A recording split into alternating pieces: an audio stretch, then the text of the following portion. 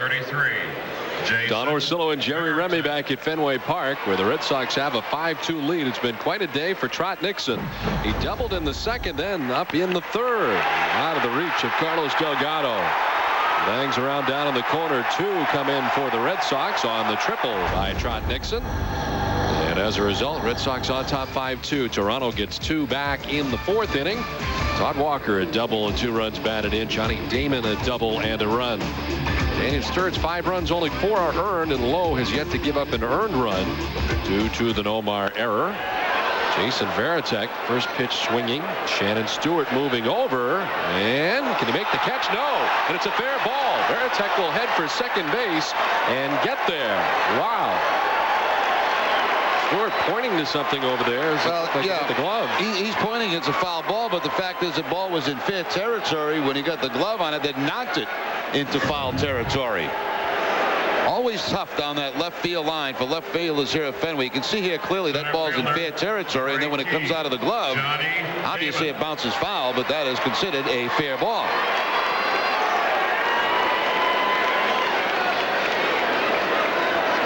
Looked as if he was in trouble right out of the gate as he moved over, and it kept bending towards the stands. Dropped down by Damon, but foul. Well, they charged to it with an error in left field, so a 2-base error. Had a long way to go. But it did hit him in the heel of the glove. The second miscue today for the Jays.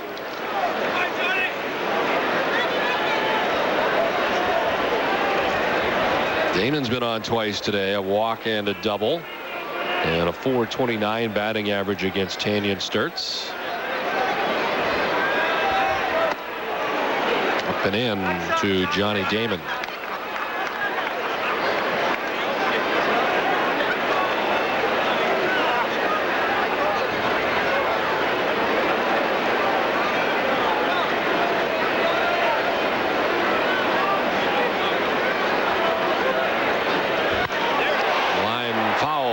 Towards Canvas Alley.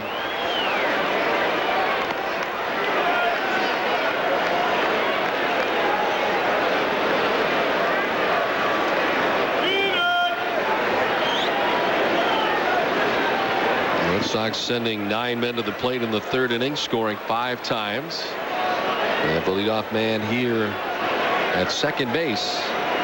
1-2 is grounded outside of first and foul. Nicely played down there. I think that vantage point down there is a little easier than on the other side. A little more reaction time.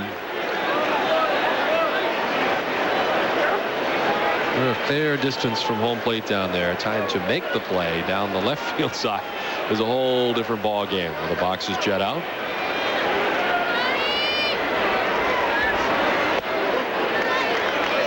Two and two now to Damon.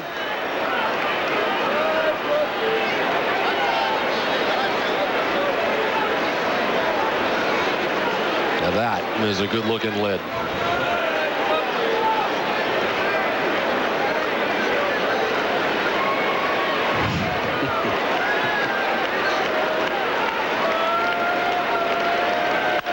On the ground and diving is Delgado. He'll need some help and gets it from Tanyan Sturtze.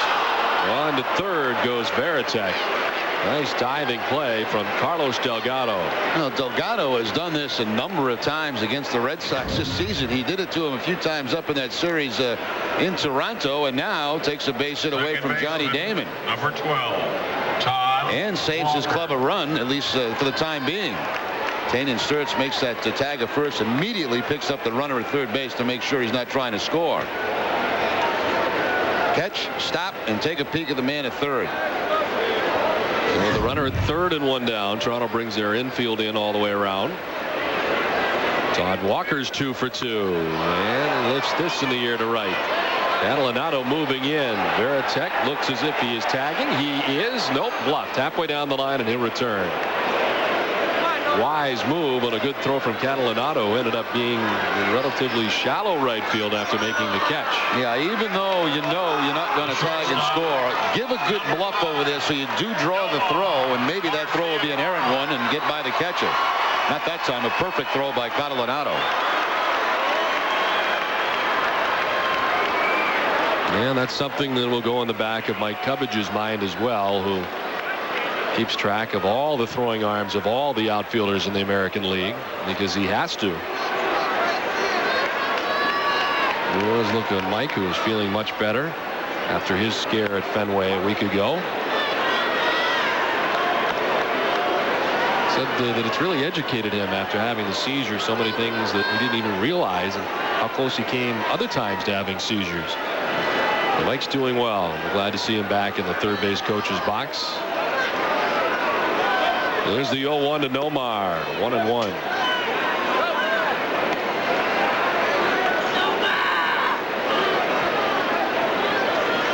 Nomar's 0 for 2 today, grounding out and lining out.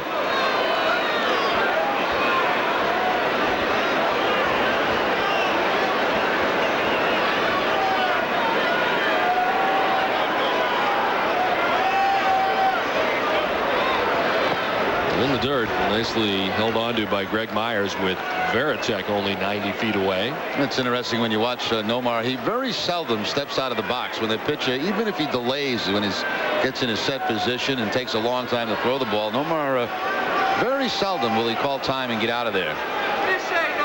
He's the anti-Manny Ramirez, who always goes out of the box. You just keep those feet tapping.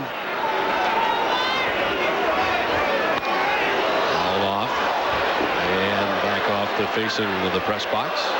It's time now for the answer to our Aflac trivia question. Who holds the Red Sox record for most RBI in the month of April? Manny Ramirez, 31 in his first season in a Red Sox uniform. That's when he was only the DH.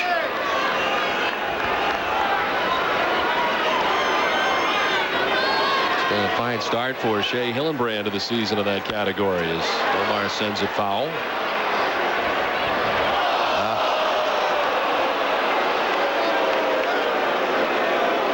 You tell players that catch the ball with two hands, and those folks up in the roof boxes are going to have to learn the same thing. Tried to one-hand it and lost it.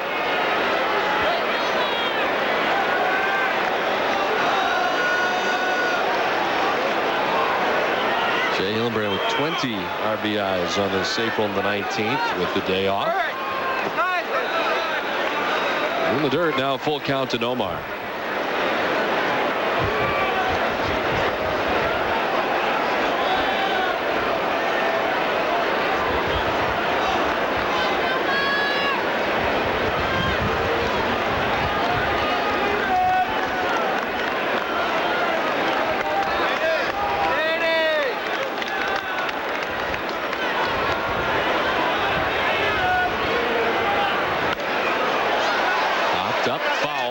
Coming back, but he'll run out of room. 4 rows deep and out of his reach.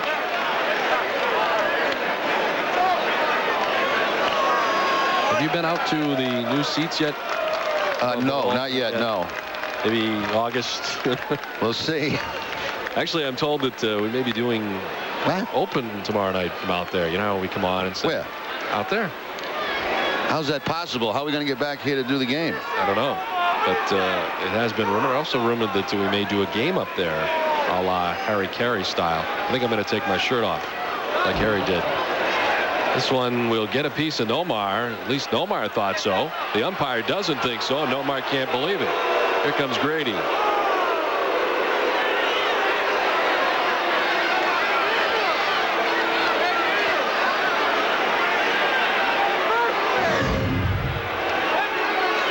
Looked like it got the back elbow of Garciaparra. I think that was anywhere near the bat. No, nowhere close.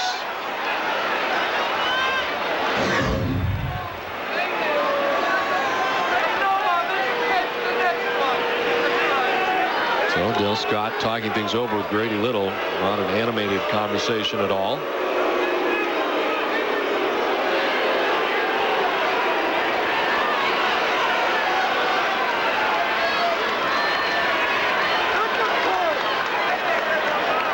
Tech at third with 2 down. A chance here for Nomar to add to the Boston lead.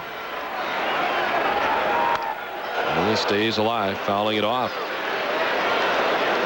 Yeah, back in the day, Harry Carey'd sit in the bleachers with out a shirt on and do the game from out there. I think you should think about that maybe when we get out there, I don't know, in June sometime when it warms up.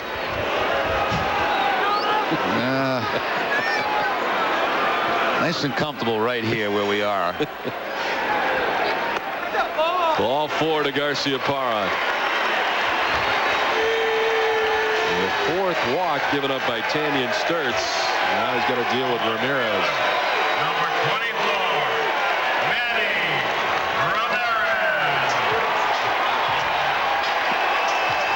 And he's 0 for 2. He's grounded into a double play and has struck out today. In fact, it is the only strikeout for Tanyan Sturtze on the afternoon.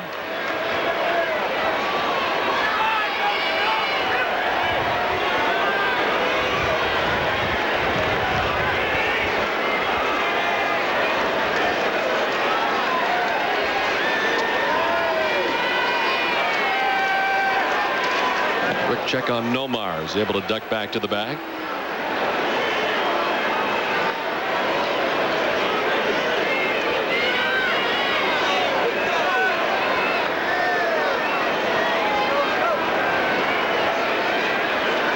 They've gone through a 4-game skid of 1 for 17. Now 4 for his last 12. Another check on Nomar. Can't imagine he'd be going anywhere with Manny at the plate.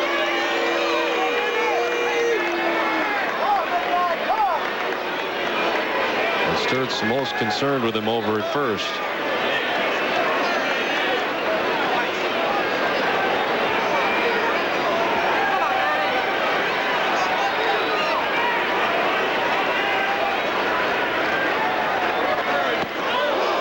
From Ramirez, 92 miles per hour that time from Tanyan Sturtze.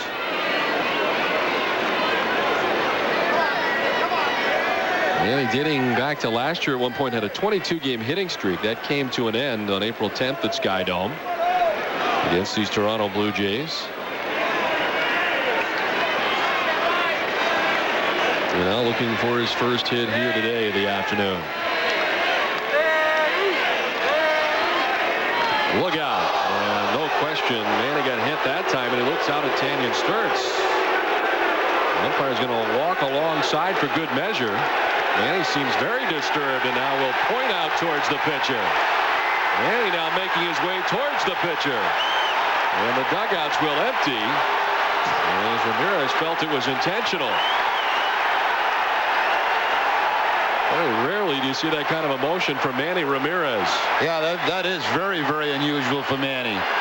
Now, we talked about the numbers earlier. 355 coming into the game with 5 career home runs against Sturtze.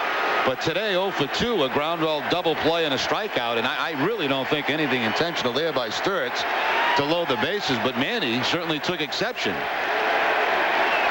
He became more angry with every step down the line.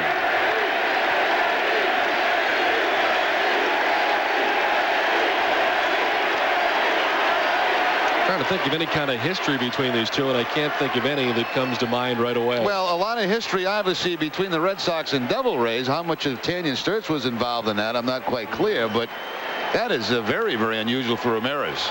You remember Ryan Roop's participation in that area, and others as wisely here. Cooler heads have prevailed, and back to the dugouts they go, and back to the bullpens they go.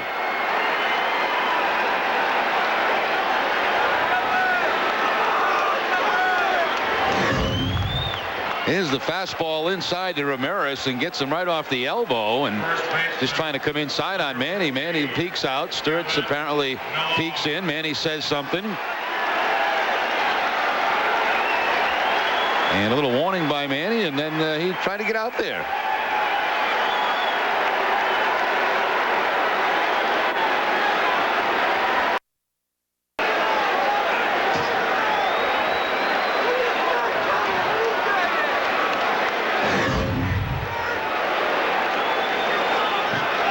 So now we'll have to wait and see if there's any retaliation later, as Tanyan Sturtze now deals with Millar, and certainly didn't want to do this. Now the bases are loaded. Red check at third, Garciaparra at second, Ramirez at first. And strike 1 to Kevin Millar. Millar is lined to left and walked and scored a run today.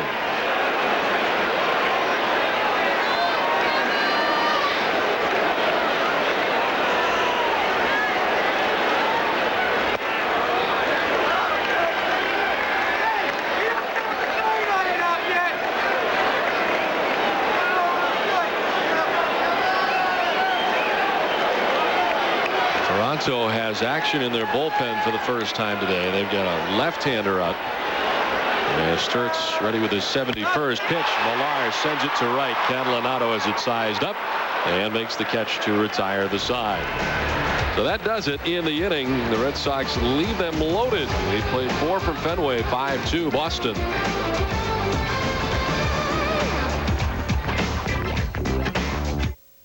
Your New England Toyota dealers, get the feeling.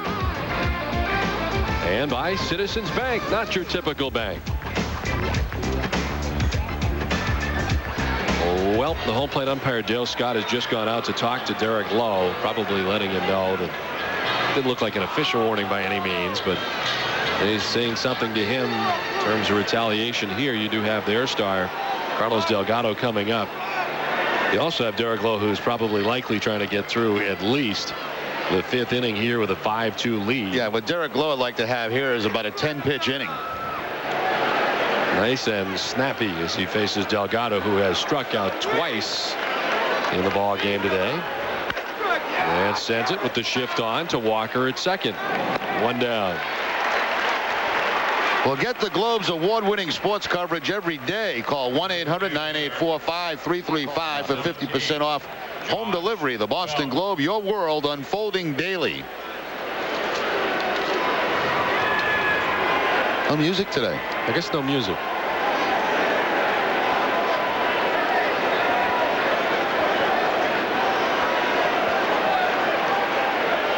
Josh Phelps 2 for 2, a single and a double.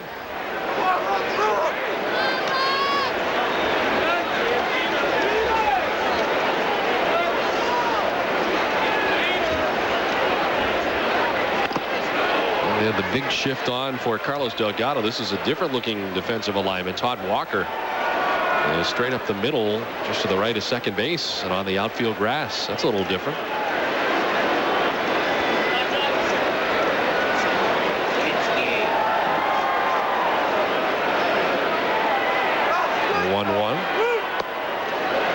It's 2-1 now to Josh Phelps. He's had a good day today against Derek Lowe. Only member of the Blue Jays to have more than 1 hit. Phelps with 2 coming to this at bat.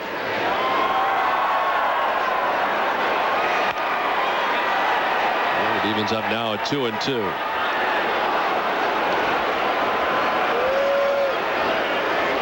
Blue Jays are 6-11 to begin the season.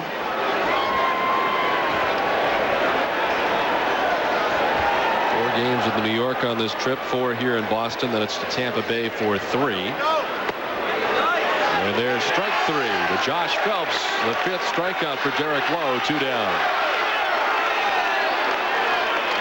It's at that same location a couple of times against right-handers today. He got Woodward on that same fastball back in the 2nd inning, and now the exact same pitch here to Phelps. So far, Lowe has a low pitch inning.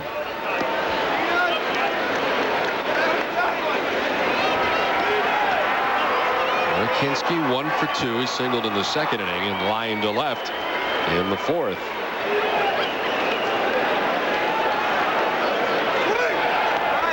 Stays away from Hinski.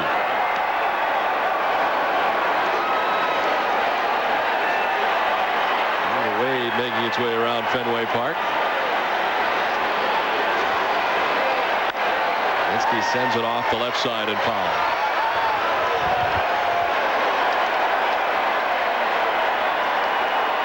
Guys who have not had the same type of sophomore season after winning Rookie of the Year. Ben Grieve is a guy that comes to mind. I mentioned Bob Hamlin earlier in the year as a guy that never had the same kind of career after that first season with the Royals when he was Rookie of the Year in the early 90s.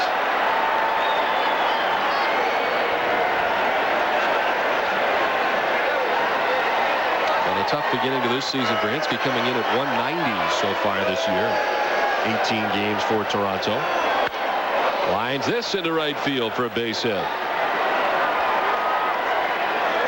Derek Lowe upset with himself after that one, walking off the mound and frustrated. A 2-out single for Eric Hinski. Looked like the cut fastball that time from Derek Lowe, and it just hung right out over the plate. And that becomes a pretty good pitch to hit. And I think that's what frustrated Derek Lowe. Didn't hit his spot. So no 1-2-3 inning. Wind shifts and blows inward as Greg Myers stands in. He's walked twice today.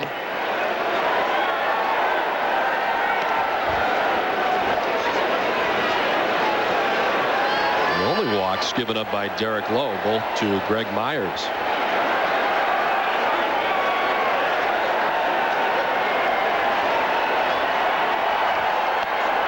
Up and away, and Lowe missing again. 2-0. It's one of those games right here where, you know, it's a battle with Varitek and Derek Lowe. You can tell by Lowe's actions on the mound just how he feels, how good he feels, how bad he feels. And Varitek is the guy that's always responsible to get out there, shake him up a little when he has to. It's a good amount of give and take on both ends of that relationship from time to time. Varitek not afraid to air out Derek Lowe on occasion. Those two, of course, knowing each other very, very well, coming over from the Mariners together in the great Heathcliff Slocum deal. Dan Duquette's best.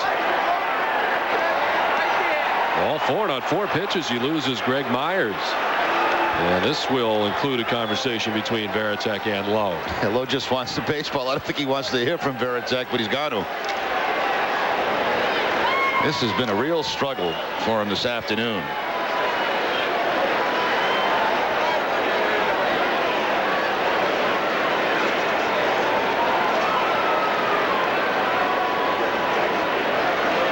Derek Lowe now has 3 walks that he has given up today, and all are to Greg Myers, oddly enough. And Mike Timlin up in the Boston bullpen, the first action that we've seen out there, as Lowe now has just gone up over the 100-pitch mark today, 4 2/3 deep. Shortstop. Goose Gregson's made a couple of trips out to the mound today. Tony Cloninger probably watching from the clubhouse. The last check sounded like Tony was going to make the trip with the club to Texas and Anaheim, which is a great sight. Here's Chris Woodward, 0 for 2 out after the first pitch.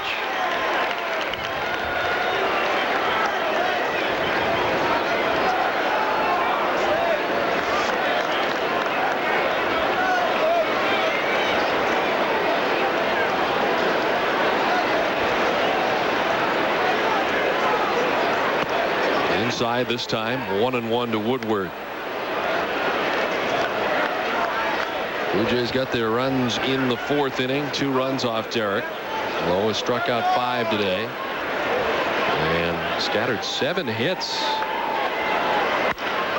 Line right to Walker on the backhand, able to take care of it in the air for the final out in the top of the 5th inning.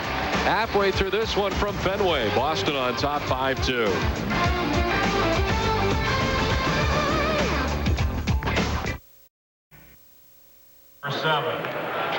Back at Fenway, 5-2. Red Sox on top. Time now for the Heineken What's on Tap.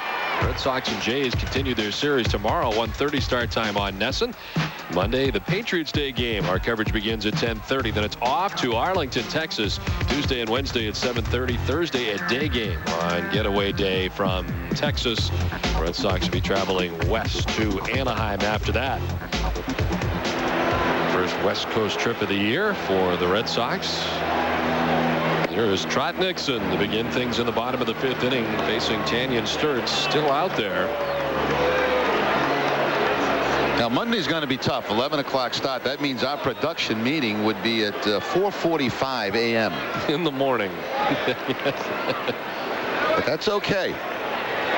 So you want to meet for breakfast, say 3:15? No, we have breakfast at the meeting. Right.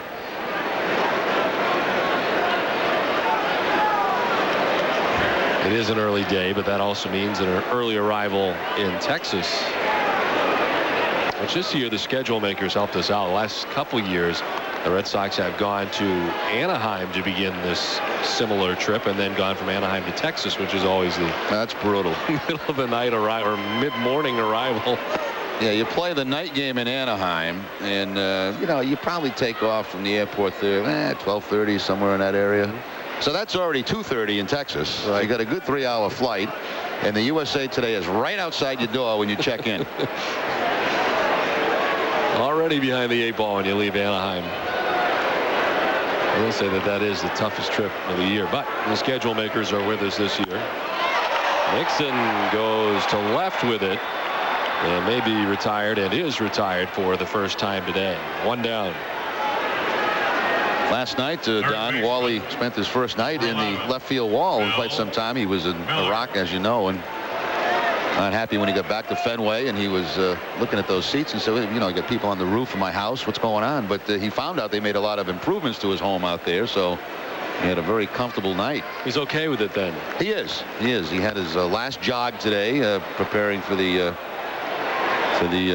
marathon on Monday. You know, last hard workout. He's running. I didn't know that. Tomorrow will be all carbohydrates for him. Looks like he's lost some weight while he was away in Iraq. Yeah, tough over there. Shed some lbs, but he's looking a little less green than he was when he first arrived back. But a nice come from behind win last night for him, so pretty happy about things right now.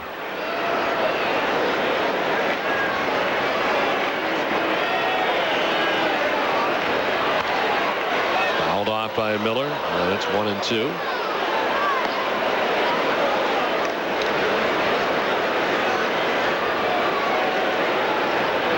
You and Wally have a very good relationship. You guys have a little give and take back and forth.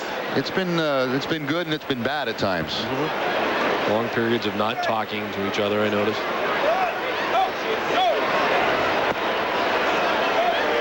He actually ran into Peter Arnett when he was embedded with the troops over there. Was he employed at the time? Or? This was right after the firing, and Wally not a big fan of Peter. Does he like Geraldo, Wally? Oh, he loves Geraldo.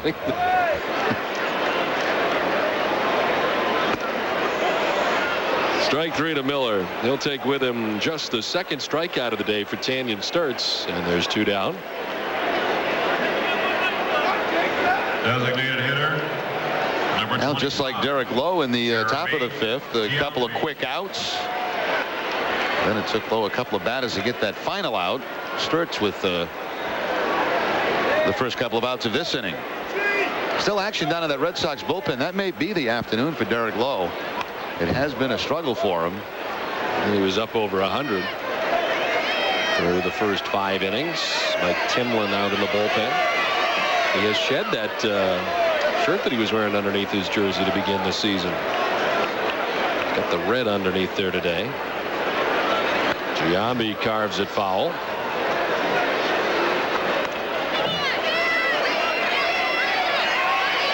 Don Orsillo and Jerry Remy with you from Fenway Park. Our producer is Patrick Cavanaugh. Director Mike Naracci. Associate producer Greg Petranzio. And Paul Carroll doing the statistics. Adam Jupiter assisting us in the booth. And we thank you for joining us on Kids Opening Day at Fenway Park.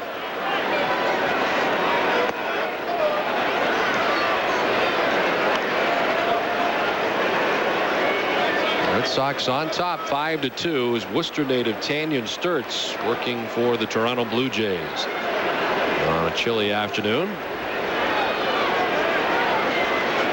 The 1-2 to Giambi. Evens up at 2-2.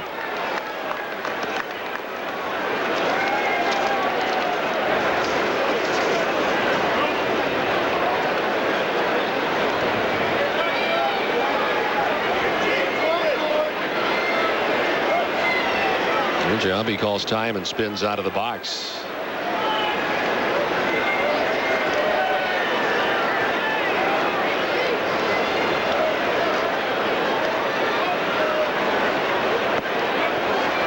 Full count. Giambi, very patient hitter, will walk a great deal. One of the reasons that the Red Sox went and got Giambi was because of his on-base percentage, and a lot of that comes from the base on balls that he ends up getting. He fouls this one off the left side.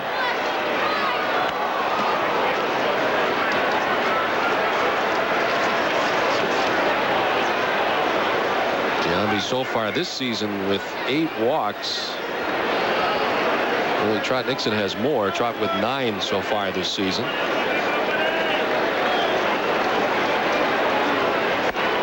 And then a walk here for Giambi. So he's aboard with 2 outs in the inning. It's the 5th walk given up by Tanyan Sturtze. The catcher, number 33, Jason Varitek. 2 down, and it brings up Jason Varitek, who has been on base twice today despite not having a hit. He's hit by a pitch in the 3rd and reached on a 2-base error in the 4th.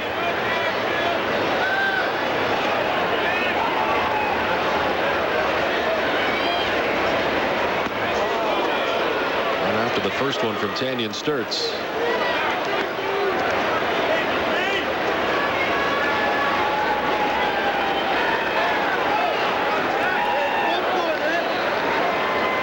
Sturtze, in his first 2 starts, both victories, he made him 2-0. Got 17 runs. That's a run support. Today he's not had the same, only 2 runs so far.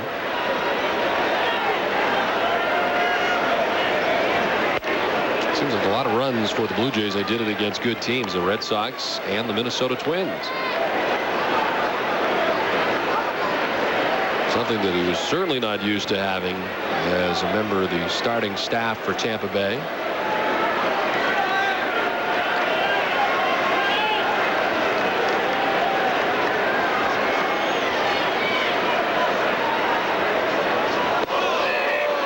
One down to Varitek. Let's go back to 2001 for the last season, which Tanyan Sturtze would probably call a good one for him. He was the leader in starts for Tampa Bay that season with 27. Led in innings just shy of 200 at 195 1/3, and his 11 wins were the 2nd most in the Devil Rays franchise history. Orlando Arrojo had 14 wins for them back in 1998. That's the most the Devil Rays ever had. Varitek sends the 2-1 foul.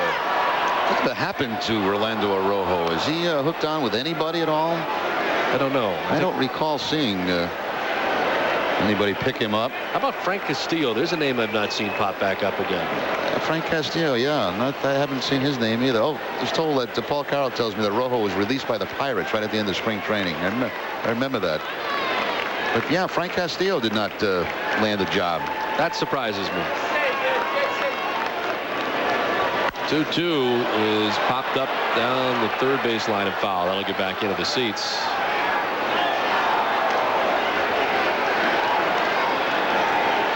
It seemed like this offseason, as part of the labor agreement last year, was a very tough year for fringe-type players or guys that maybe are not stars. Case in point, Brian Daubach was a guy who has 4 years of 20-plus home runs and has to sign a minor league deal at the last minute with the Chicago White Sox. Seems like the landscape has definitely changed, and I wonder if it'll come around again.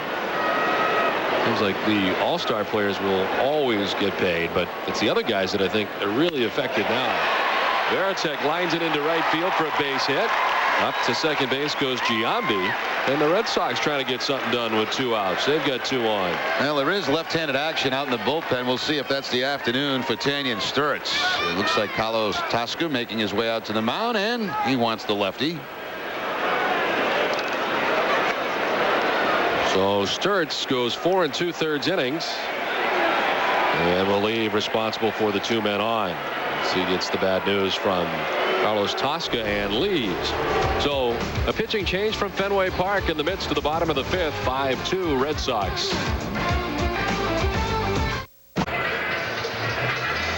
Red Sox have the 5-2 lead in the bottom of the 5th inning. Wednesday night, following our postgame show, stay tuned for the Boston Globe Sports Plus, hosted by Bob Lobel and featuring an exclusive interview with Patriots coach Bill Belichick.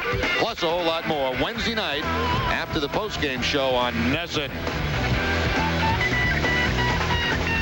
What's that on? From Maine, the lovely state of Maine. Well, Tanyan Sturtze went 4 2/3 innings, and he turns things over to the left-hander, another former Tampa Bay Devil Ray, Doug Creek. Doug Creek making his 11th appearance of the season. He's worked a total of 5 innings, allowing 4 hits and 4 earned runs, 5 walks and a couple of strikeouts. Opponents hitting .235 off Doug Creek. They have 2 left-handers out in that bullpen. Miller worked in the game last night, and Creek, the remaining left-hander in the bullpen for the Devil Rays. Red Sox, of course, only with 1 lefty. Kevin Tolar, who's done a very nice job since being called up from Pawtucket. Tanyan Sturtze leaves after 4 2/3. 6 hits. Still responsible for the 2 men on, Giambi and Veritek. He walked 5 and struck out 2. There's Doug Creek out of Georgia Tech University. 34-year-old veteran left-hander. Johnny Damon 1 for 2 with a walk and a double today. Doug Creek has been in the major leagues, first with the St. Louis Cardinals in '95, then with the Cardinals, the Giants, the Cubs, the Devil Rays, and the Mariners before coming here to Toronto. On the ground, Delgado has a jump up off him and into right field. Giambi will come around and score. Veritek is also going to try it. As heading for third is Damon. The throw not nearly in time. Johnny stands at third. 2 more Boston runs, and the Red Sox lead it 7-2. Well, of all the great plays that Delgado has made against the Red Sox down at first base, he lets this one get by him, and it turns into a couple of runs. Looked like that ball bat hopped him right at the end, just came right up on top of the glove and all the way down in the corner. How do they rule that, Don? Is that a triple for Johnny, or? They have not yet. They're going to charge him with an error, Jerry. Oh, an error all the way. Error all the way. No RBIs. An error all the way. So E3, third miscue of the day for the Jays.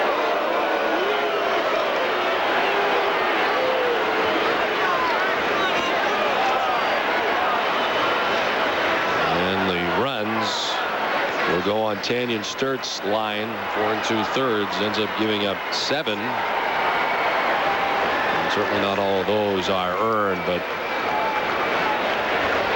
trying to continue his string, coming in at 2-0. Walker sends it foul off the left side.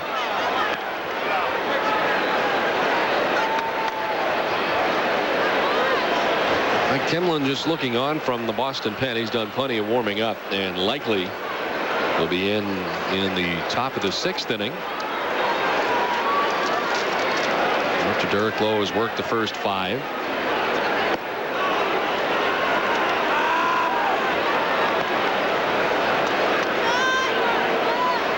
Walker has a couple of hits today, a single, a double, and he's driven in 2 runs.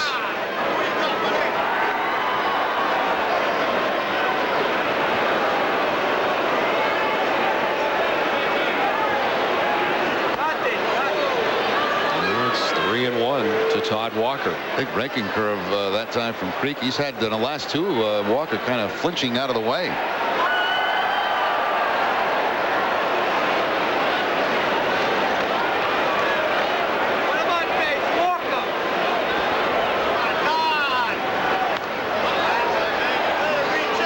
Count to Todd Walker. All teams that Doug Creek spent time with, and there are a few.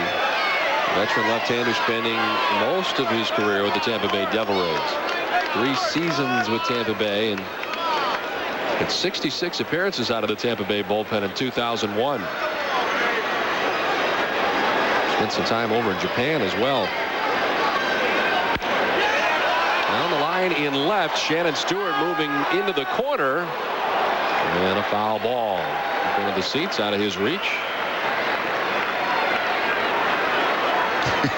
Fans telling Shannon Stewart how he made that play. What do you say, Jake? What do you say, man?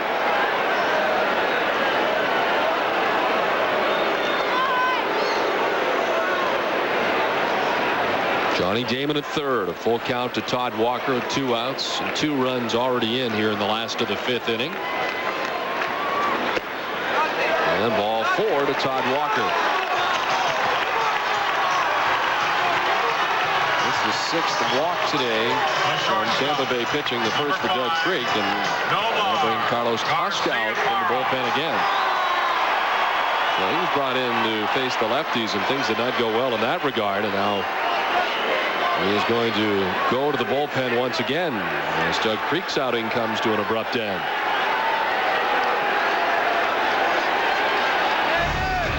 2 runs in here in the bottom of the 5th inning for Boston. Still batting. Pitching change from Fenway. 7-2 Boston. Well, some of the Boston Bruins enjoying the game here today from Fenway Park, watching the Red Sox with a 7-2 lead. Well, don't forget to order your subscription to Red Sox Magazine, the official Red Sox magazine. Receive all 7 editions of this expanded magazine, including the spring training issue, Why Supplies Last. For details and ordering information, please send an email to soxpubs@redsox.com. Well, after a very difficult outing last night and the death of his T-shirt, Jeff Tam comes into the game and right back on the horse again today after a difficult outing last night. Well, probably the best way to do it. Get him right back into a game. He'd be making his 10th outing of the season. And you mentioned last night, 2/3 of an inning, 1 hit, 3 earned runs, and 4 walks for Jeff Tam. Just had all kind of trouble finding the strike zone. And you hate to sit on a performance like that for a long time. So I'm sure he's pretty happy he's back in the game today. 32 years of age from Melbourne, Florida. Up through the Mets organization. Spent time with the Mets, Cleveland Indians, the Mets again, Oakland. A lot of outings with the Oakland A's over the last few years. It's 72 in 2000, 70 outings in 2001, and now with Toronto. A lot of those former A's have made their way over with J.P. Ricciardi here to Toronto. Here's Nomar. Laced foul back into the seats. Look out. It looks like everybody's all right. Get back there in a hurry.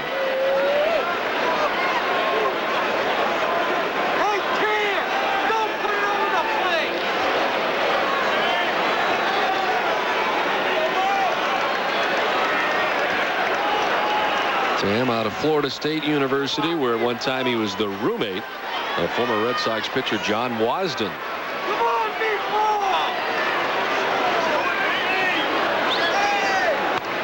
Foul back. Troop's got another chance, I think. No. And a new statistician able to make the grab there between Joe and Troop. On 1 bounce, I might add. Oh, really? Yeah. That booth has been the hot. Look at Joe. Did you see Joe? Yeah. Tell him to calm down and how, you know. Well, I don't know. Oh, it is on the bounce. Yeah, hit him in the kitchen, then bounce right down on the floor. Look at Joe explaining how to make the play and calm down and soft hands. Coach Castiglione, who has never caught one, I don't think, in the 20 seasons behind the mic. Troopy caught one earlier in this homestand. Yep. Very nice catch. That's the man that should be telling him how to make the play. Troop's still getting used to the headset mic that he has moved to. Long-time stick mic user. That's a big thing if you're an announcer, you know, to make that kind of transition. The Troop's the kind of guy that can get that done. Listen to Nomar. It'd be like you going down to the stick mic from the headset after all these years. I've done that a few times. Have you? Yeah, we did it a couple of games in Texas one year. Something happened. I don't know what it was, and we had to do the game. It wasn't bad. You have to stay there, though. You can't, like, I'm all. No, we had one of those, like you're singing in a club, you could move it around and stuff. Oh, you get up and walk around. Lounge Lizard, Jerry Ray. The 2-2. Line to left. Shannon Stewart heading back, and he leaps to make the catch onto the warning track to rob Nomar of a hit, and the Red Sox are retired in the 5th. They do get 2 in the 5th, and we played 5 from Fenway. 7-2 Boston.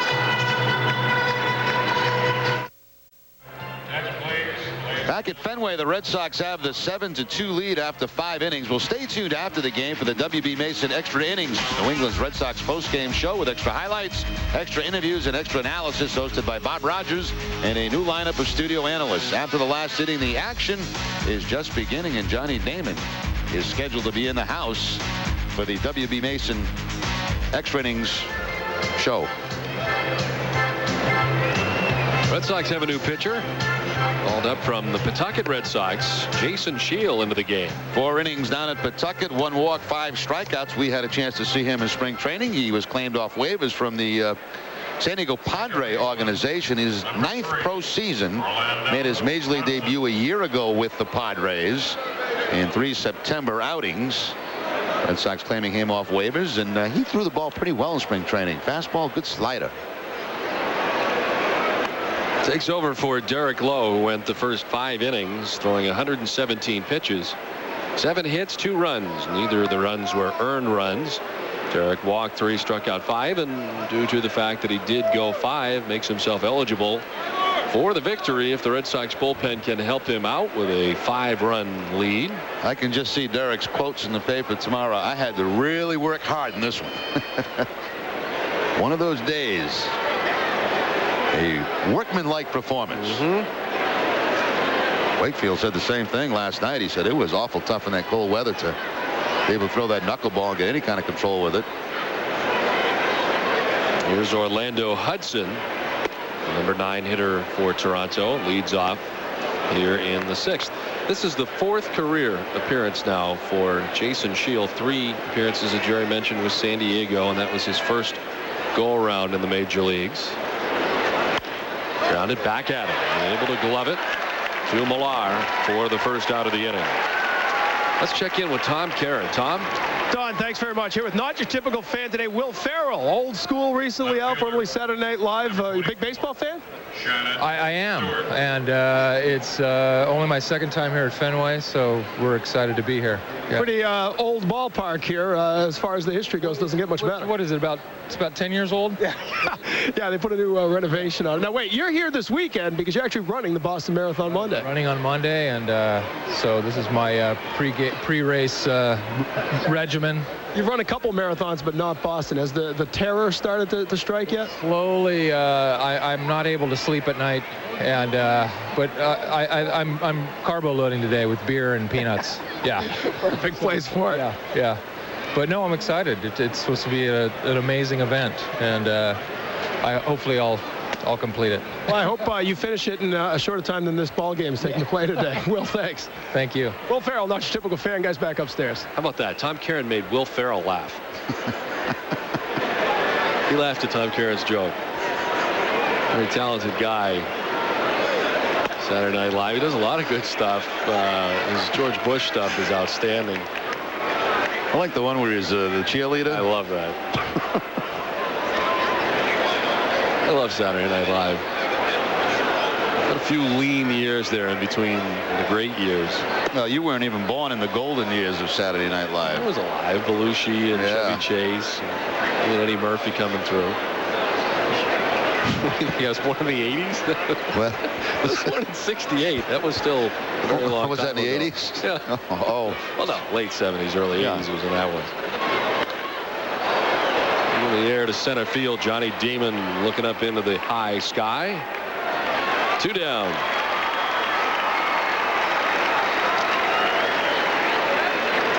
The right fielder, number 27, Frank Catalanato. Brings up Frank Catalanato's 1 for 3, a single in the 4th inning.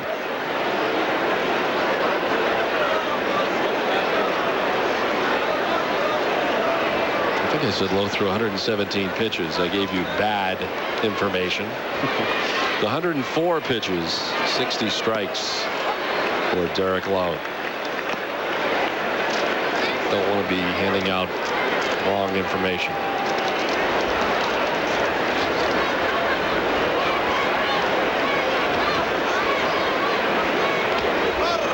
In the dirt, and it's 1-1 to Catalanato. Jason Shiel making his Red Sox debut after fine spring training. Originally signed by the Braves, a scout who's now with the Red Sox. Rob English now scouts for the Boston Red Sox. Part of the deal that involved Ryan Klesko when he went to San Diego, Kilby Overis, Wally Joyner, and Reggie Sanders back in 1999. It was originally a 48th round pick, so this is a good story as he gets to the big leagues. The Atlanta Braves was drafted in 1995.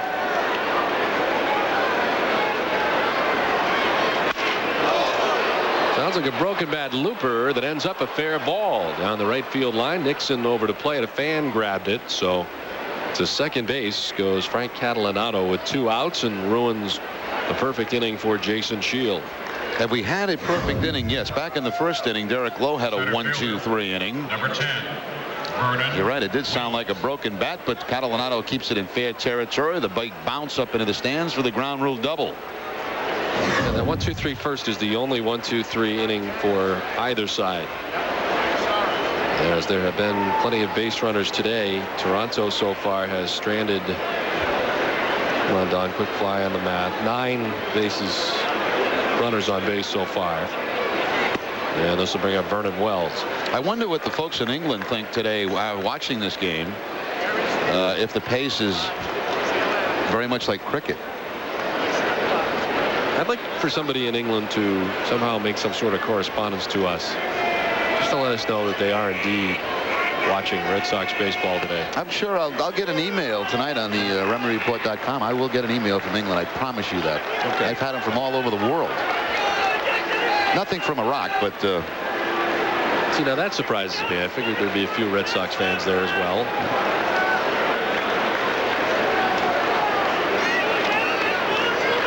We understand that we've had some correspondence from Scotland who have written in already today to say that they are enjoying the game. MLB's international package apparently today. That's what we're on. pros in England, you know, they could order the scorecard of this game today. I knew that was coming. That's the RemyReport.com for all of you. What a souvenir to have. That's terrific. 1-2 fouled off. I think I need to come up with something, Jerry, just to have something that I can. But I think I need a website. I'm thinking about this a little bit. I don't know what I'd put on my website or why anyone would even want to go to my website. That would be the question, Don. I think we don't want to overload the, you know, computer world with too many websites. Announcers with websites. I can see those orders flying in from England now. Is the T-shirt available yet? Or not yet. A couple of weeks. It's coming. It's an exciting announcement. Going to have a press conference. Yeah. Announce the releasing of the Rem Dog T-shirts. Wells strikes out. First strikeout for Jason Shiel, and an impressive first outing for him in a Red Sox uniform. Played 5.5 from Fenway. 7-2 Red Sox. Don Orsillo and Jerry Remy back at Fenway for the bottom of the 6th inning. Oh my God.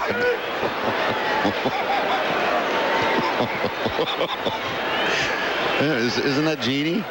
I think so. It's not the first time I've seen you dressed in that either. Here's Manny Ramirez. He was hit by a pitch and was miffed by the fact that he was hit by a pitch. Got an exchange of words with Tanyan Sturtze, and then the bullpens and dugouts empty, but nothing came of that. Only looking for his first hit today.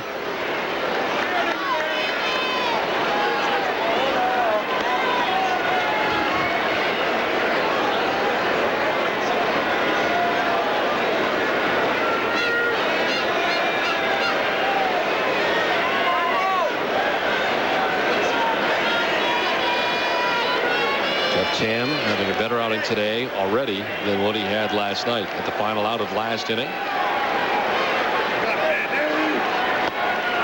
And this is with the 1-1. What do you say, Manny? What do you say, man? Red Sox scoring 5 runs in the bottom of the 3rd inning off the Toronto starter Tanyan Sturtze. Then they get 2 in the bottom of the 5th. Sturtze responsible for all 7 runs. 4 were earned runs.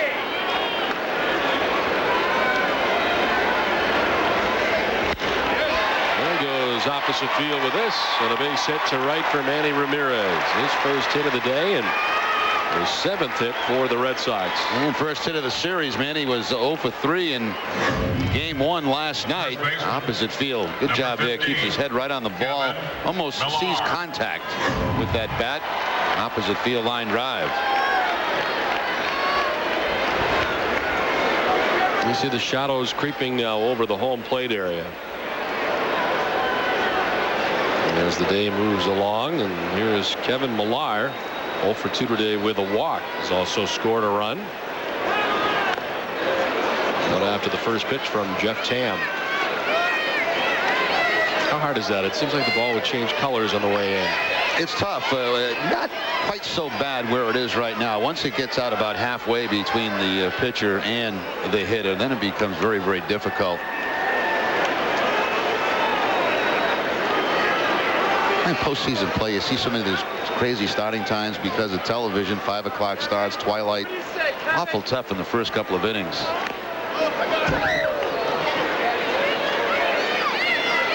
Plus now we're going to be playing 2 o'clock starts on Sunday here at Fenway. Back in the old days, we played some of those 2 o'clock starts, and the shadows tend to creep in, you know, about the middle of the game. Not easy. Kevin Millar, they want a long ball out there. Those guys have been standing the whole game.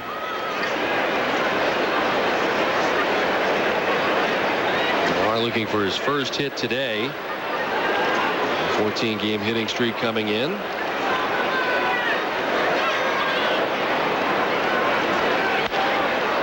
grounds it outside and third. Foul.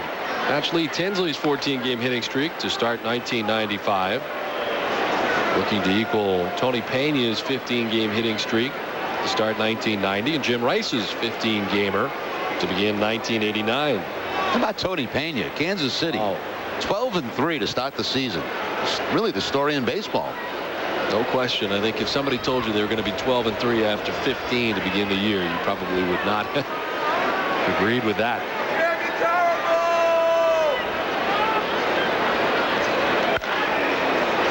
Shot down the third base line and foul. Let's see. We will see Kansas City, I believe, on the next homestand. I think it's Kansas City and Minnesota, and then we go back to Kansas City and Minnesota. Is that correct, Don? That is correct, Jerry. Kansas City first Tuesday, April 29th through the 1st of May, and then Minnesota Friday, Saturday, and Sunday. Then we turn around and go to Kansas City. Chopped down the third base line. It's foul again, and Millar will come back. Well, with any kind of luck at all, this should be our last cool weather of the season. We will definitely have nice weather in Texas and Anaheim. Then we'll return back to Fenway, and I would imagine by then things will be a little bit warmer than they've been. I wouldn't hold your breath. The way this winter has gone, I don't see it clearing out of here just that quickly. But it would be nice, and I hope you're right. It's easy pack for this next road trip. 3 Nesson shirts. Yeah, is that what we've decided to do in Texas? Oh, yeah. With the Nesson gear. Oh, yeah. Our spring training look from hot Arlington. And the dirt jumps away from Greg Myers, and Manny will move up to second, maybe beyond. Myers taking a long time to locate it. And by the time he does, Manny rounds second, but he'll be at second with nobody out. If I was you, Don, too, I would bring an extra Nesson shirt just in case, because you know how you have those ribs in Texas, and if you get some all over your shirt, you'll have to have an extra one. It was ugly last year. I was double-fisted at one point. The best ribs I've ever had in the booth in Texas. A friend who always cooks for us, a Boston native.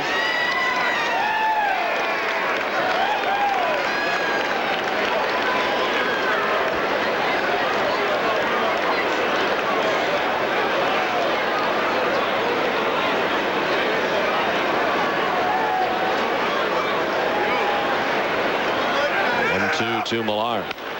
Chopped again outside third. It's been quite a battle between Tam and Millar. Yeah, Tam's had the good sinker going, and Kevin's been hitting right on top of it, pulling it foul.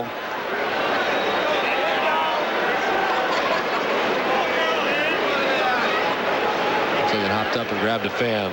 Unfortunately, in that first row. He's all right. He's got the baseball. That's the most important thing. Everybody seems to be okay, and he's got the souvenir.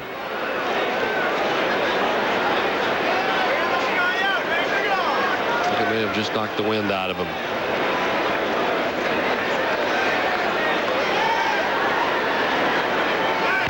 1-2 is chop foul. I think it might be the first foul ball over there as a kid in the game there against the Detroit Tigers. Enos Cabell wrapped it over in that general direction. My dad knocked it down, and then I got my first foul ball in a major league game. Got great seats. It's terrific. I don't ever remember sitting there as a kid down in that section. That's great. My favorite vantage point here at Fenway Park is you bend right back around, look right into the hitter. Vantage point you can't get anywhere else in baseball. Millar finally strikes out. A long battle with Jeff Tam, and Tam wins the battle for the first out here in the 6th inning. Right fielder, number 7. Something off speed. It looked like a changeup possibly from Jeff Tam, but got Millar to chase it. So Kevin today has that 14-game hitting streak on the line, currently 0 for 3.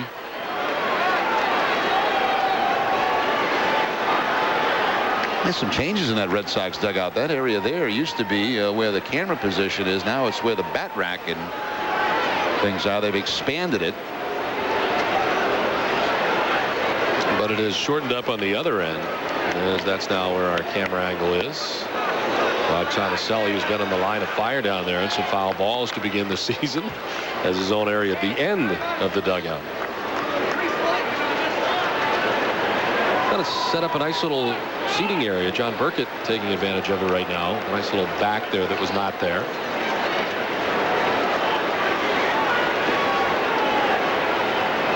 One out. Ramirez at second. Nixon 2 for 3 today, a double and a triple, and he has driven in 3 runs. Trout's wife Catherine will be running the Boston Marathon on Monday again after a couple years off. That's the birth of their son, and she's back at it on Monday. Trout was hoping to get over there after the game and before we take off for Texas to hopefully at least greet her at the finish line on Monday.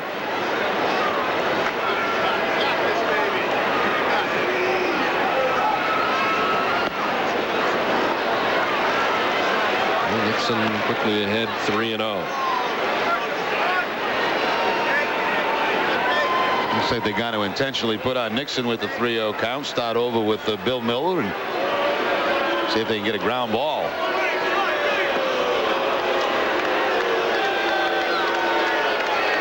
That's the 7th walk charged to Toronto, the first of the intentional variety.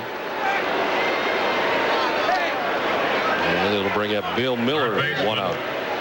Number 11. You ever run any long distances, marathon or anything like that? I can't even imagine. I can't. Yeah, you're right, Don. I can't imagine it. How about the triathletes?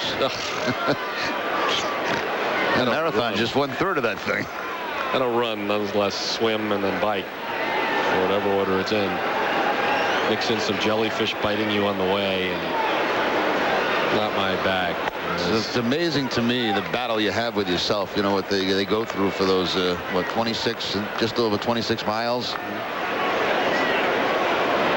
I had the pleasure one year of watching them right in the Wellesley area, and it was amazing to me how fast that leader group was going. It was almost like a sprint.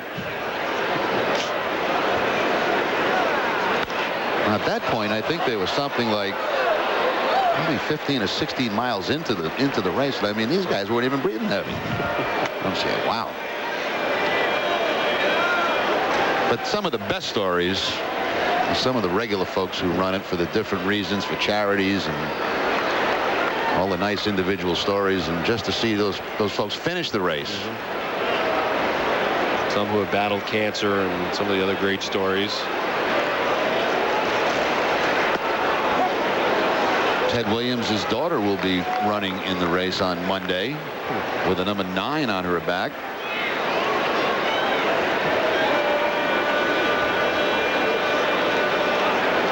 Considering I am the master of the 25-minute mile, I don't think that 26 would ever take place.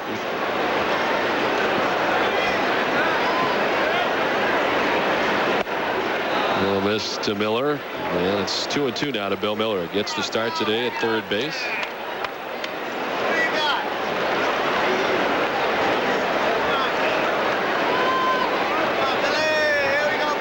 I think if I ever ran it, I'd like to do it like Rosie Ruiz did that one year. Just kind of jump in the last couple of miles. Take the subway for a bit. And then...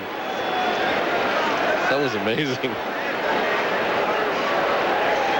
2-2 softly rolled down the first base line. Delgado will flip with the glove to Tam in time to get Bill Miller. Up to second goes Nixon. On the third goes Ramirez with now 2 outs in the inning. Not an easy thing to do either for Delgado, because that first baseman's glove very big. The designated And hitter. to be able to shuffle it right out of that glove to the pitch is a pretty good play by Delgado.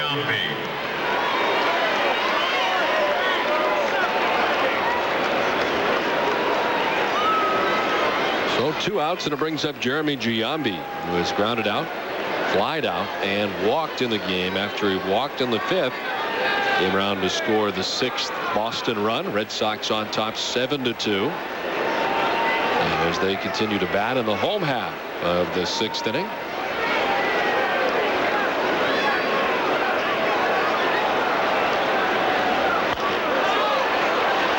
Towards Hudson at second. On to Delgado, and Jeff Tam gets out of the inning unscathed.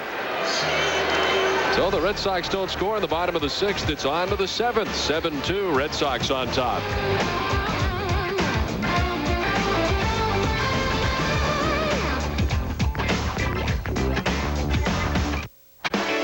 Kids opening day here at Fenway Park, and while the sun has been out, still a little chill to the air as the Red Sox enjoy a 7-2 lead here into the top of the 7th inning.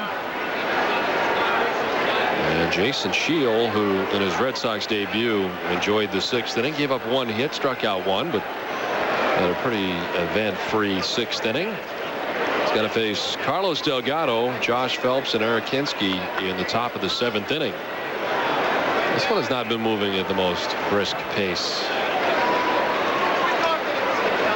Blue Jays have played a very long game this season. Played 4 hours and 8 minutes on April 14th at New York. We had a long one, that extra inning game. Yeah, the 16th Tampa. inning. Yeah.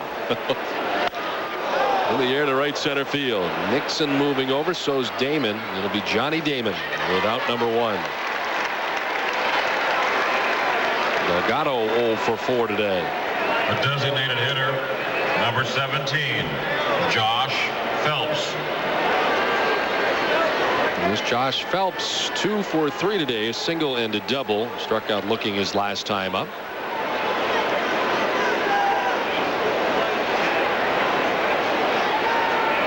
So day baseball today started at 1:20, tomorrow at 2. And then on Monday, the morning game, Patriots Day, beginning at 11 here at Fenway Park. I love that game. You know, you get we got to get a TV for up here so we can get the race. You can watch the race, do the game. It's a great atmosphere around here. And you see the runners as they come through Kenmore Square.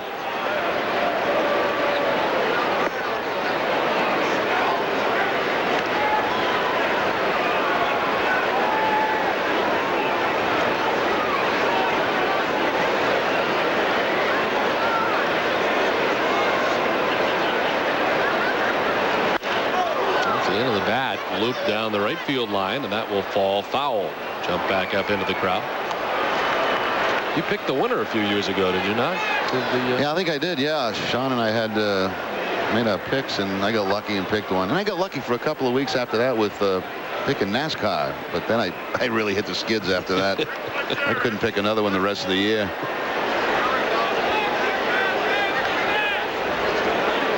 Have to do that Monday. Maybe we'll make a choice.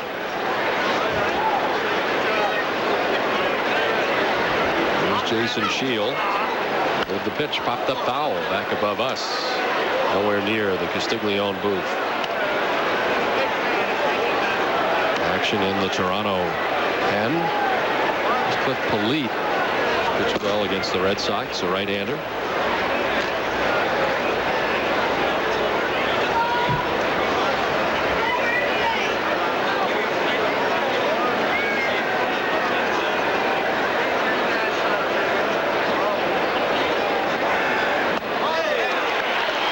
Strikeout for Jason Shiel, his second in the Red Sox uniform. 2 down in the 7th inning. Nice little outing going here for Jason Shiel. Coming in the 6th inning, had a strikeout in that inning. A high fastball here for the strikeout on Phelps. So Strange day for Phelps. He was 2 for 2, then fouled by back-to-back strikeouts. Derek Lowe got him in the 5th, and now Shiel here in the 7th. 7 strikeouts for Red Sox pitching on the afternoon. 5 for Lowe and 2 for Jason Shiel. Here's Eric Hinsky, 2 for 3 today. Where's Tom Caron? He's been off for a few innings. We got to get him back in the crowd somewhere. Take up the pace of this one. Quality, not quantity. And the quality's been outstanding today. James Taylor and Will Ferrell. I'm not sure what he does to follow up with that.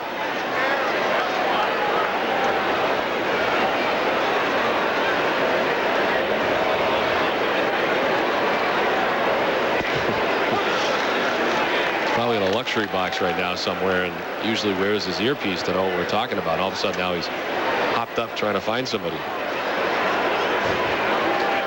Probably cursing you under his breath. I enjoy that segment of the show very, very much. That's why, you know, some of these longer games, you could see more of TC. And they could listen to less of us.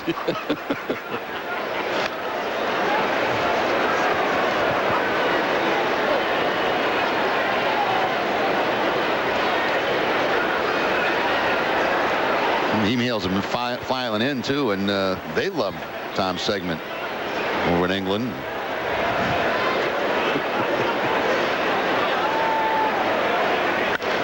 Fouled off the left side, and it's 2-2. Now your Beatles are from England, are they not? Liverpool, Don. Yeah. That's what we should have. That's what we should have done when Tommy was interviewing James Taylor. Should have had him ask about the Beatles, and I guarantee you would have got the answer that you wouldn't have liked. Greatest group of all time. It's not that I don't like the Beatles, because I do. I missed the era. The word that you use is overrated, and that is like it's unbelievable. Even James Taylor would have been upset with that comment. It's just I missed the era. He was born in '68. Soon after that, Yoko shows up and blows the whole thing up. You know, so I missed it. It's gone. You know, the Monkees now are there. It's a group. In the air to left, Ramirez heading back. Manny will make the catch front of the wall. Eric Hinsky deep to left, but Ramirez back shy of the wall to bring it in. A 1-2-3 7th, 7-2 Boston. Number 19. Back at Fenway, we go to the bottom of the 7th inning stretch here at Fenway. 7-2, the Red Sox have the lead. Well, now it's time to keep score with Netson, sponsored by Pepsi. This play coming back in the 4th inning. Bill Miller stealing second base, and the Red Sox picking up a run as Todd Nixon scored. The way I had it scored on my scorecard, I had a walk for Miller, and then I had him with an SB, and then the error on the catcher with the run scoring. Those are B's. For more tips on how to keep score, pick up your free Nesson Viewers Guide at Pepsi Displays, located at your local Shores Market and Star Market. Those look like houses. They look like bees. Well, they're bees. Anyway, I'm not sure if that's the right way to score, but that's how I do it. Jason Varitek, Johnny Damon, and Todd Walker to face a new pitcher, Cliff Polite. 8th appearance for Cliff this season. Record of 0-1. He's worked 6 2/3, 10 hits allowed, 4 earned runs, 3 walks, 8 strikeouts. Varitek's been on base 3 times today. He's hit by a pitch, reached on a 2-base error, and singled to right field his last time up. Toronto is out hitting Boston 8-7, despite trailing 7-2 to the Red Sox. Yeah, Red Sox had one big inning back in the 3rd where they got the 5 runs.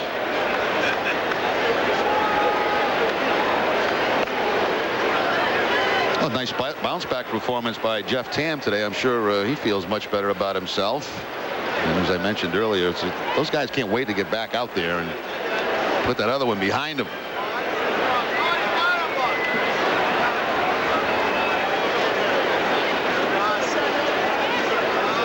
2-0 to Varitek. Is sent foul up above us and off to the left.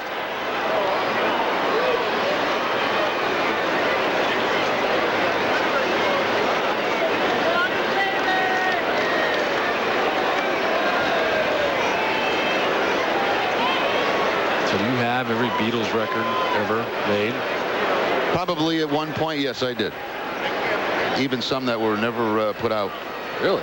Had that, what do they call the anthology thing? Some on there that were never really released. Varitek hits it high and deep to right. If it stays fair, it's gone, but that will move foul. Back deep down the right field line, but a long foul ball for Jason Varitek.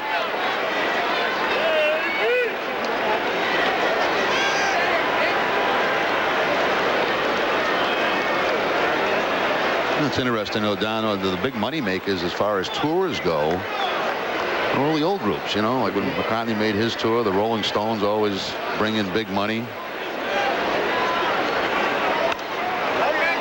Popped up off third. Eric Hinsky moving over towards his dugout and makes the catch.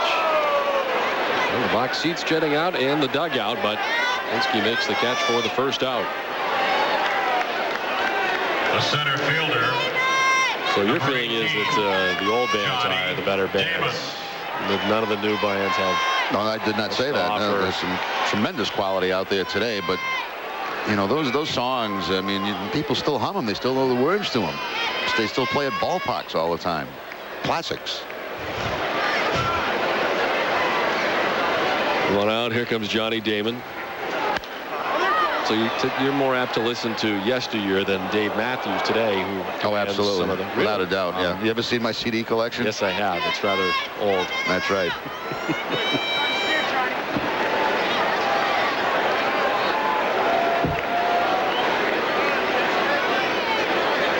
Love Connie Francis. Do you like Connie Francis? No. Do you like Guy Lombardo and Patsy Cline too? Well, my first partner, God rest his soul, Ned Martin, he was a huge Frank Sinatra fan. Yeah. And Ned would kind of come into the booth and he'd be humming, singing a Sinatra song just about every day.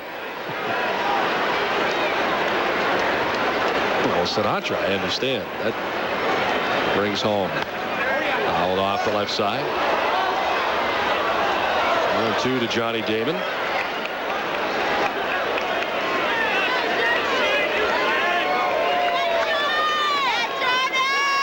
Red Sox on top 7-2 as they bat here in the last of the 7th inning.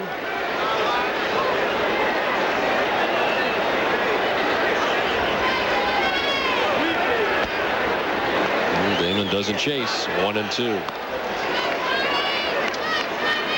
And Sturtze started today for Toronto. 4 2/3 innings, 6 hits, 7 runs, 4 of the 7 earned. He walked 5, struck out 2, and on the hook right now with his ball club trailing by 5 runs.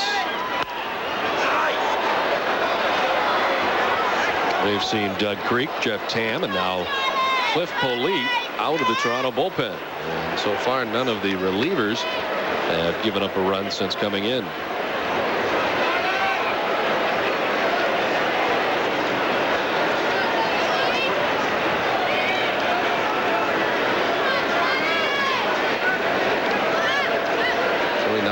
Right-hander with the 1-2. Little looper into shallow left. Woodward going out, and he can't get it. Balls between Woodward and Shannon Stewart. And Johnny Damon has his second hit of the day. And both hits for Damon today going to the opposite field. A double back in the 3rd inning. Now just a little pop-up. Perfect location. Drops it in between Woodward and Shannon Stewart. So the Red Sox tie the Blue Jays in the hit column, but the Red Sox have the 5-run lead. Here's Todd Walker with 1 out, 1 on. Walker has 2 hits today and a walk. He's also flied to right. Driven in 2 runs, and now 8 RBIs on the season for Walker. Good sprawling play from Greg Myers.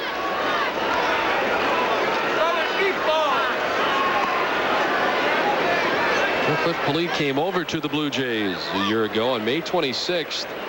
Traded to Toronto in exchange for left-handed pitcher Dan Plesac, the veteran. Pitched in the big leagues with the Cardinals and the Phillies before coming to the Blue Jays last year.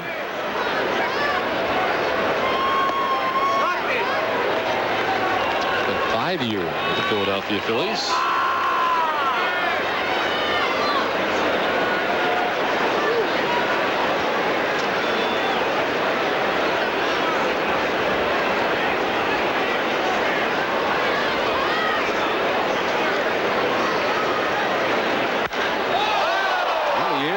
center field. Vernon Wells looking up into the bright sunshine. 2 down, and back to the bag at first goes Johnny Damon. The shortstop,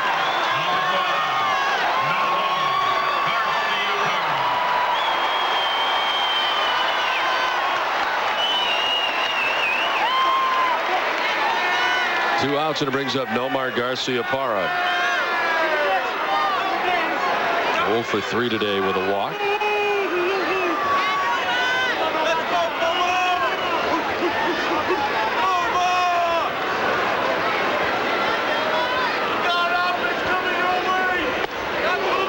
Out after the first pitch, Nomar down 0-1. I mentioned those shadows earlier, and they're in a spot right now that can make it more difficult on hitters. Have to pick up the spin on the breaking ball.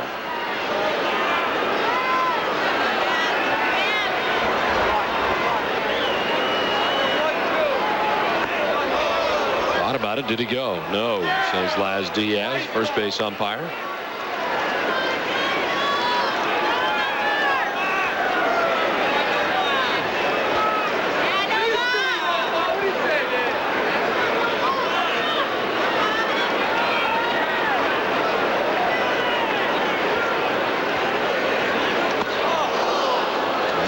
Down 1-2.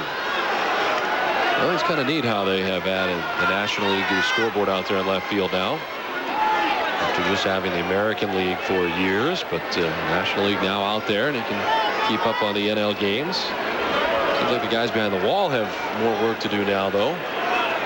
Yeah, they come out between innings to make the adjustments on the National League side.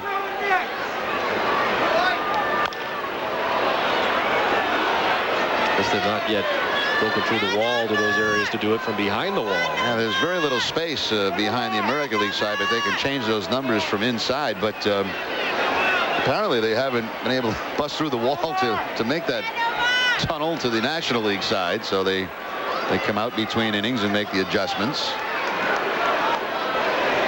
Got a National League action this afternoon.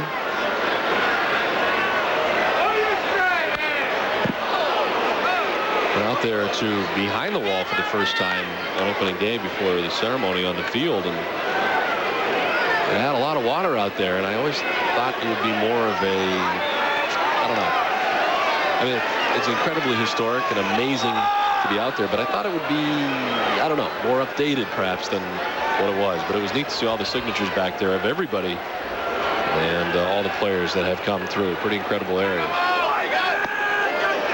2-2 to Nomar. But I thought there'd be more space in the race. I mean, it's very, very small. There's not much room at all.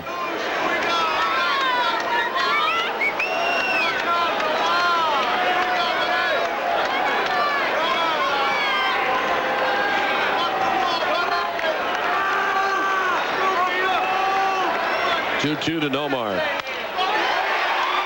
Lined and snared on the backhand by Orlando Hudson. Gets a good break at second base, and the Red Sox are gone in the 7th. We played 7 from Fenway, 7-2 Boston. Back at Fenway, 7-2 as we go to the top of the 8th inning. Stay tuned after the game for the WB Mason Extra Innings, New England's Red Sox postgame show with extra highlights, interviews, and analysis, hosted by Bob Rogers and a new lineup of studio analysts. After the last inning, the action is just beginning, and Johnny Damon in house for the WB Mason Extra Innings postgame show.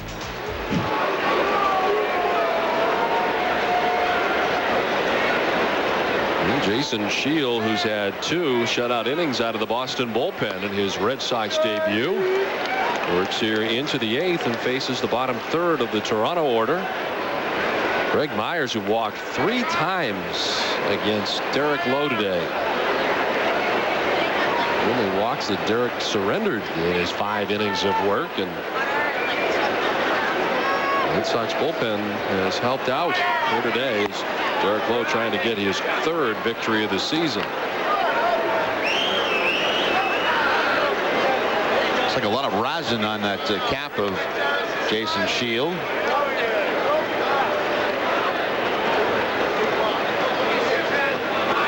1-1 to Myers.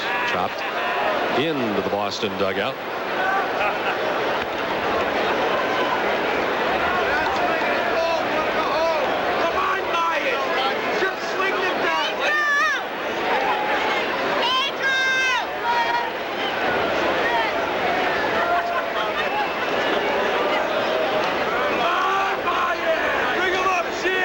given up 1 hit over 2 innings and has struck out 2. Has now retired 4 Blue Jays in a row. Nice curveball. Make it 5. 3rd strikeout for Jason Shiel. Myers down by way of the K.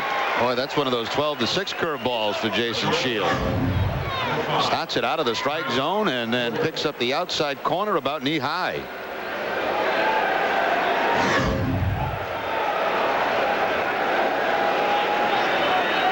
Well, Shiel is dealing. The Red Sox have action in the pen.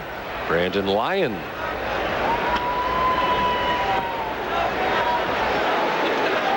Here's Chris Woodward, the Blue Jays shortstop, takes strike 1. Woodward is 0 for 3 today. Reached base in the 4th inning on a miscue by Nomar Garciaparra. 1 error today for the Red Sox. 3 errors for the Toronto Blue Jays. Red Sox have just now, with their error today, jumped into double figures in errors. Their 10th error of the season. In their 17th game, while the Blue Jays now have 20 errors with their 3 errors today and have the most errors in the American League.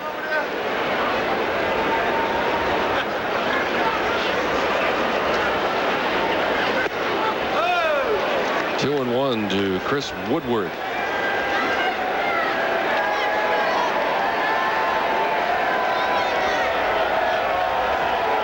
Has been battling a sore left shoulder lately.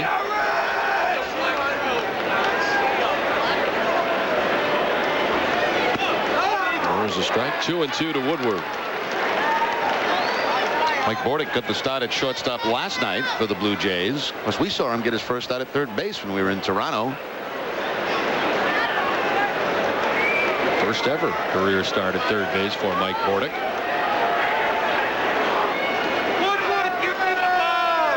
The 2-2. Full count to Woodward.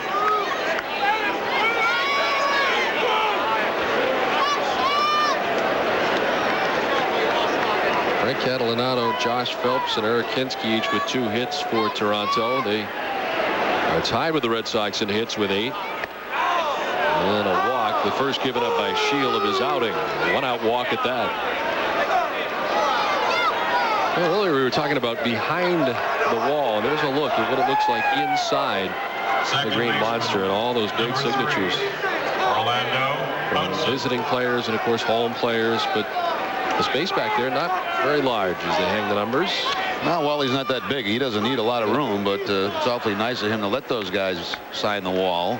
And where are his living quarters? You know, like in the White House where they have the living quarters. Where he's got a lot of tunnels, a lot of underground tunnels.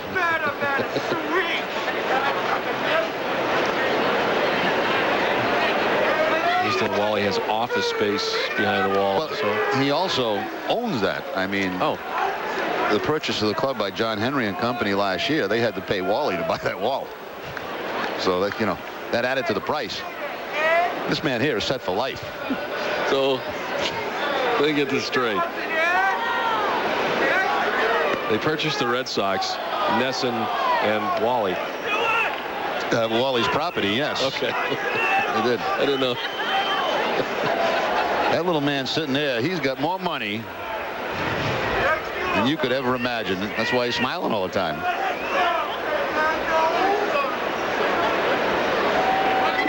Hudson to center field. Damon moving in fast, diving and making the catch.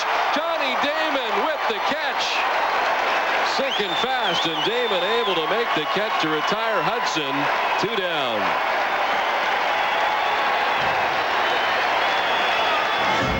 Johnny Damon got a great jump on this line drive. The dive closes the glove up just before he hits the grass, and almost got the double play at first base. I'd say in this kind of game that has really dragged along at a slow pace, you really got to stay alert to be able to make a play like that. And let's hope that Johnny didn't hurt his shoulder diving for that. Really old tuck and roll there from Damon in center. As this is sent to right, diving in right is Nixon. He makes the catch. A defensive clinic from the Red Sox. Damon and Nixon. Inning over. On to the bottom of the 8th. 7-2 Boston.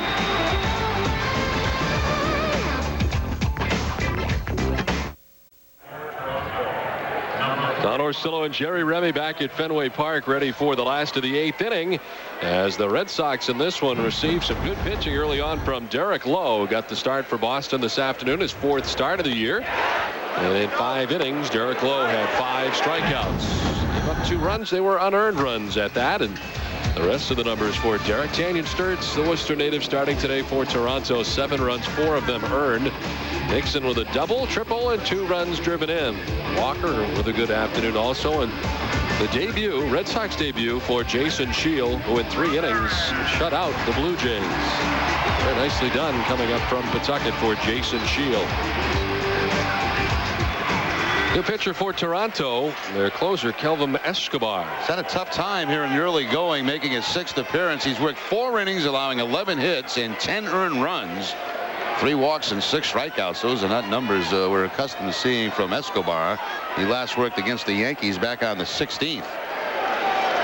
26-year-old Venezuelan who throws hard. Manny Ramirez. A single to right his last time up. Manny 1 for 3 today. Was hit by a pitch. And got in a shouting match with Tanyan Sturtze. Emptied the benches here at Fenway and the bullpens, but no punches thrown.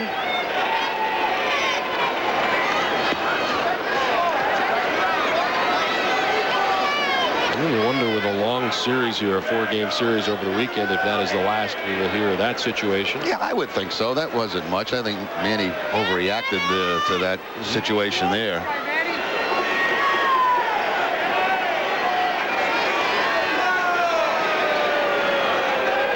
Ramirez, Millar, and Nixon face Escobar.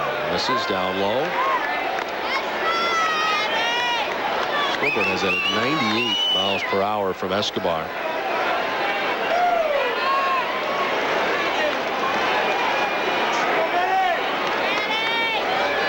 Save situations 54 out of 67 in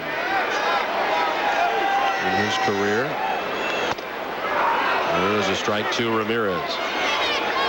Escobar has been used as a starter and a reliever for Toronto. His entire career spent with the Blue Jays.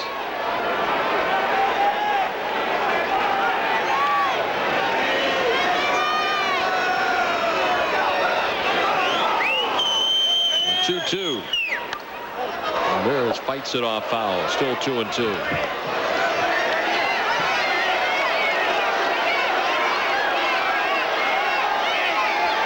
Escobar made 24 starts back in 2000. And 30 of them in 99. In fact, he was 14-11 in 30 starts back in 99. Hard throwing Toronto right-hander. Full count to Ramirez.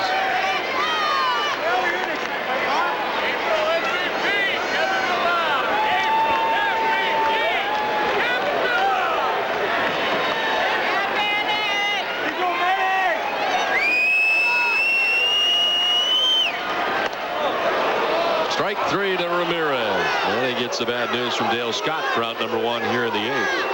Let's check in with Tom Caron. Tom? All right. Todd, thanks very much. I was perfectly happy staying in the press box. You shamed me into coming out and doing another one of these. So we found the Boston Bruins. Joe Thornton and the guys are here. Unfortunately, season at an end, Joe, a little quicker than you wanted it to be. Yeah, obviously it'd be nice to play till about June, but things didn't work out, so we'll just have to be ready for next year. I know you're a baseball fan, and when you first came to Boston, we took you to a game here. You're down in the Nesson box, and you've been a Red Sox fan since you got here. Yeah, I'm a diehard Sox fan now, and I just obviously like seeing them beat the Jays, but I'm excited to be here right now. Real quickly, this is Peter Henderson. He's the equipment manager in charge of the music. What's the greatest band ever, Peter? The Beatles. No question. No question. I know Don likes Backstreet Boys, but Jerry and I like the Beatles. All right, there you have it, guys. Back to you. Yeah. How about that? High, deep to left, off the bat of Millar and foul. I used to like Peter Henderson. Spent some quality time together in the American Hockey League. He was with the Providence Bruins for a long time, and now the great equipment manager for the Boston Bruins. So he's not lying. He knows that you are a big fan of the Backstreet Boys. Dave Matthews, Pearl Jam, occasionally AC/DC guy. Thank you. Not a Beatles fan, as now Peter's getting phone calls from friends in England. 1-1 will miss. 2-1.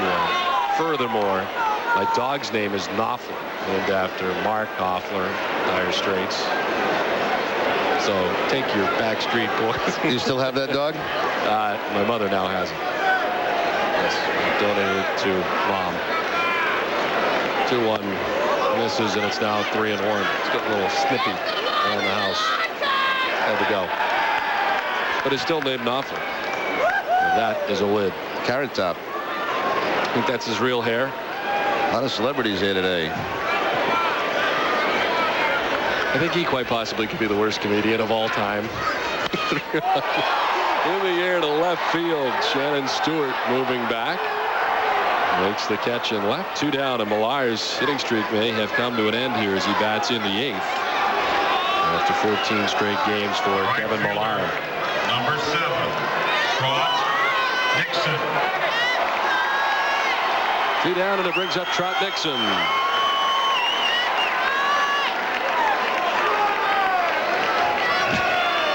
A little harsh on Carrot Top. I just don't really get him.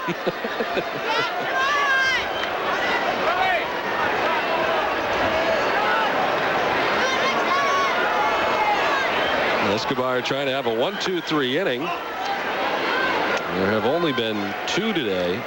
Make that 3 today. 2 for Red Sox pitching, and Toronto has never done it during the game. The Red Sox have had base runners in every inning. On the ground towards Hudson. At second to Delgado. And Toronto enjoys their first 1-2-3 inning of the ball game. On to the 9th inning. 7-2 Red Sox on top.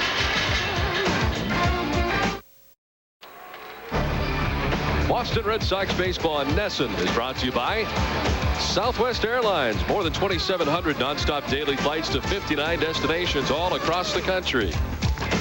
By your local New England Ford dealers. If you haven't looked at a Ford lately, look again. See your New England Ford dealer today.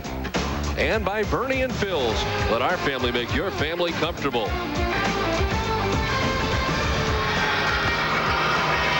Top of the 9th inning. It's been quite a day for Johnny Damon and Trot Nixon. And the Red Sox lead 7-2 as we head to the top of the 9th inning. And the Red Sox have a new pitcher, Brandon Lyons. Here it's number 6 for Lyon. His last, he picked up a save, and that was against Tampa Bay on Wednesday, an inning in that game. Overall, he's worked 8 innings, allowing 4 hits, only 1 earned run, 4 walks, and 6 strikeouts. Opponents only hitting 148. There's Frank Catalanato, who has 2 hits today, single and a double, 2 for 4. And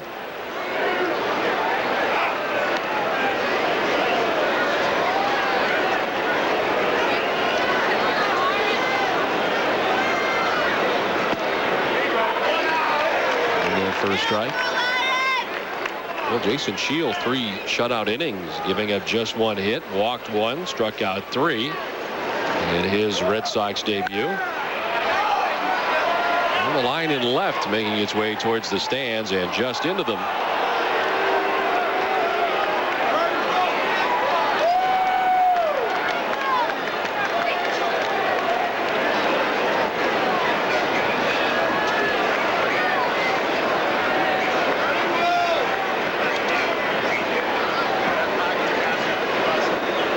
$32,329 on hand here today for Kids opening day at Fenway Park.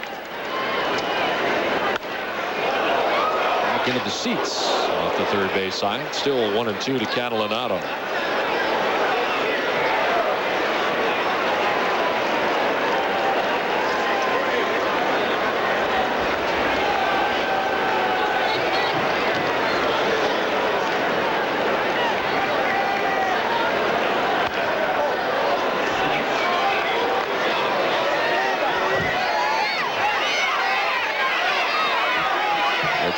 And Toronto Blue Jays have played 19 times this season, 9 games at Sky Dome. and 10 here at Fenway Park. The Red Sox will finish up their entire 3 series with Toronto prior to the All-Star break. They get that out of the way pretty quickly. All 19 games before the All-Star break? No. The ones in Skydome. Oh, in Skydome. 3 series that we go to Skydome. Will all be done before the All-Star break. Popped up into shallow left field. Nomar moving around as the ball was moving around due to the wind. 1 down. Well, we remind you this copyrighted telecast presented by authority of the Boston Red Sox may not be reproduced or retransmitted in any form. In addition, the accounts and descriptions of this game may not be disseminated without the express written consent of the Boston Red Sox. 1 out. It brings up Vernon Wells at an infield hit back in the 3rd inning and is 1 for 4 with a strikeout as he too pops it up. Walker and Nomar right in behind the bag at second. 2 down. Garcia Parra is ably handled 2 pop-ups. The first baseman, number 25, Carlos Delgado. Toronto down to their last out. And Carlos Delgado looking for his first hit of the day. 0 for 4, 2 strikeouts, a ground out and a fly out.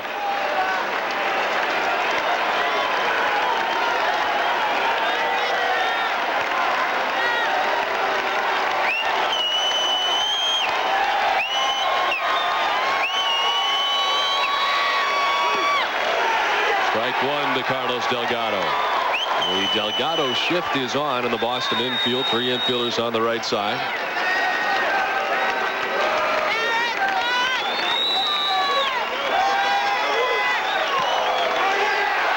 Another strike. 0-2 quickly to Delgado. Brandon Lyons pitching against the team that he used to pitch for, the Toronto Blue Jays. Now the 0-2. Up top 1 and 2 to Delgado. Didn't chase. He was claimed off waivers as the Blue Jays tried to slide him through waivers. 23-year-old right-hander. The Red Sox have picked him up and he's been good. 2 and 2 to Delgado.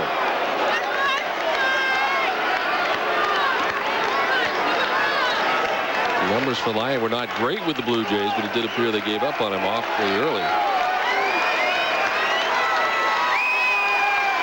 A 2-2 pitch. Full count to Delgado. Was 0-2, but it's a full count now to Carlos Delgado with the DH Josh Phelps waiting on deck.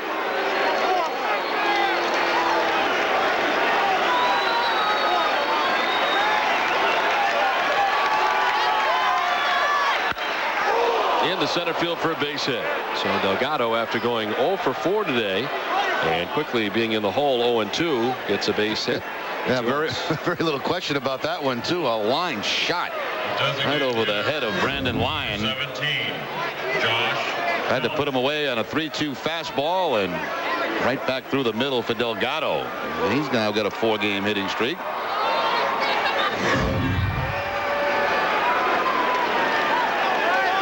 Here's the DH Josh Phelps. 2 hits today, single and a double. And 2 strikeouts.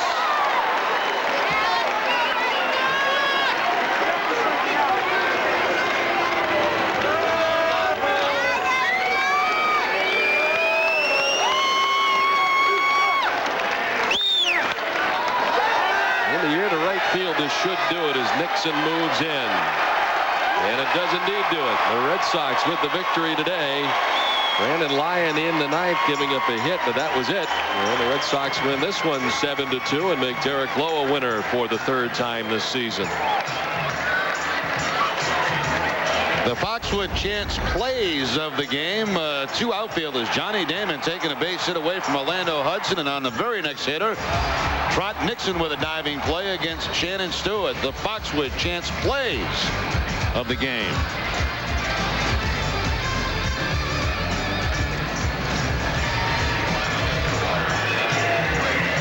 And the totals for this one, the Red Sox win at 7-2. The winner, Derek Lowe, 3-1. Tanyan Sturtze suffers his first loss of the young season. He falls to 2-1. For Jerry Remy, this is Don Orsillo saying so long from Fenway for now. It's now time for the WB Masons Extra Innings with Bob Rogers. Bob?